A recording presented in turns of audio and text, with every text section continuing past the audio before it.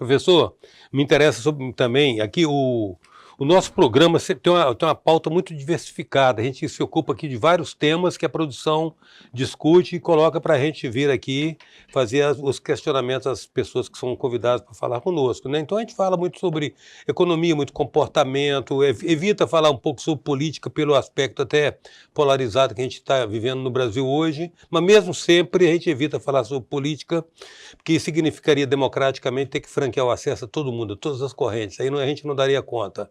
Mas comportamento, e uma coisa, sobretudo, nos interessa muito sempre, qualquer que seja o modo como se chega a ela, a cura. A cura é uma coisa que é interessante. Você mencionou aí a respeito da inteligência, que o senhor falou a respeito de um acaso, né? A gente tem percebido que a ciência, o acaso às vezes brinda a ciência. A descoberta dos bacilos, me parece, foi uma coisa, né? Por acaso. Então, o serendipity, né, como diz na língua que o senhor fala com certa fluência, o serendipity. Mas o senhor começou a desenvolver uns trabalhos que eu achei particularmente interessante, porque tendem a resultar num conhecimento produzido no Brasil para brasileiro que pode nos libertar de certas dependências. Esse nexo que o senhor começou a desenvolver através de suas pesquisas entre células intestinais e células cerebrais. Explica um pouco para nós isso. Bom, usando tuas próprias palavras, a importância de um país desenvolver a ciência, fazer pesquisa, é que uma nação só é economicamente independente baseado no que ela produz. O país que não produz ciência vai ser um consumidor. O país que produz vai ser um vendedor. Nós queremos ser vendedores, não queremos ser consumidores. Nós queremos descobrir melhores condições de vida através da pesquisa e tornar nossa nação independente. Embora eu seja espanhol de nascença, eu sou mais brasileiro do que muito brasileiro. Eu amo essa pátria e faço tudo por ela. Então, eu e Tiago, professora Silvana... Que já esteve aqui, professor Tiago. Vários pesquisadores aqui do Espírito Santo que fazem parte do meu grupo, nos dedicamos a entender que conexão existe entre o cérebro e o intestino. Parece tão distante. Exato. Polo Sul e Polo Norte. Como é que pode? E nós mostramos, nós sabemos hoje que tem um neurônio, que o corpo celular está aqui, debaixo dessa dobradiça, chamado núcleo do trato solitário. Olha que nome deram a esse núcleo, núcleo do trato solitário. Ele não é solitário coisa nenhuma. Ele controla a saliva, controla o estômago, controla o intestino, controla a pressão, controla a respiração. Ele não é solitário, ele é integrativo.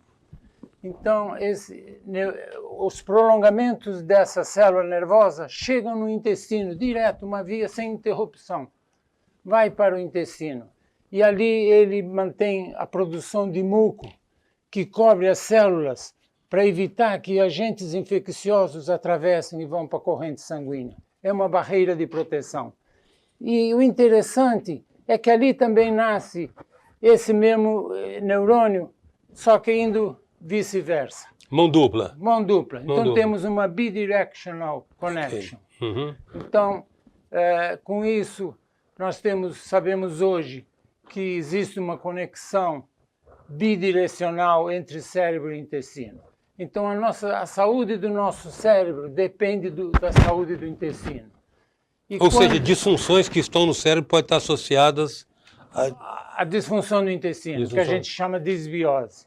Então, quando eu tenho trilhões de células que são do bem, que estão produzindo metabólitos, estão produzindo mandando informações para todos os órgãos, para funcionarem bem. Se eu mudo o ambiente tomando antibiótico demais, eu vou matar essas boas bactérias. Se eu, em vez de amamentar um filho com o peito, amamentar com a garrafinha, com a mamadeira, essa criança não vai ter imunidade suficiente. De onde vem essa imunidade? Vem do nosso intestino. O sistema imunitário começa ao nascer. Eu estou fazendo um projeto em que eu estudo as mães, as mães que estão grávidas, que têm hipertensão e obesidade, e analiso como é que está essa flora. E aí eu vou analisar também dos filhotes dela ao nascerem, se isso interferiu nessas crianças. Por que nós estamos estudando a mãe e o filhote? Porque nós queremos saber de onde começa a saúde do cérebro. Então, qual é o projeto maior que nós temos? É Alzheimer. Alzheimer é de pessoas idosas. Mas nós estamos fazendo uma conexão desde a infância. Chegamos a colocar bisfenol na alimentação de ratos, filhotes de ratos, e descobrimos que isso causa obesidade e causa hipertensão, colocando o bisfenol, que é um contaminante dos plásticos. E aí, a nossa pergunta é, quando essa criança tem uma desbiose, isso tem repercussão na velhice? Isso pode ser um contribuinte para Parkinson, para Alzheimer. Uma bomba de efeito retardado. Pode, mas eu tenho uma pergunta que vai na contramão. Essa pergunta que eu acabei de fazer, todos fazem. Eu tenho uma que vai na contramão. Eu quero saber quem vive mais de 100 anos, o que ele tem para protegê-lo. Isso que eu queria descobrir. Então, por exemplo, recentemente, a gente estava estudando essas mães grávidas e tivemos 2 gêmeos. Tivemos uma grávida com gêmeos. E aí o pessoal ia descartar.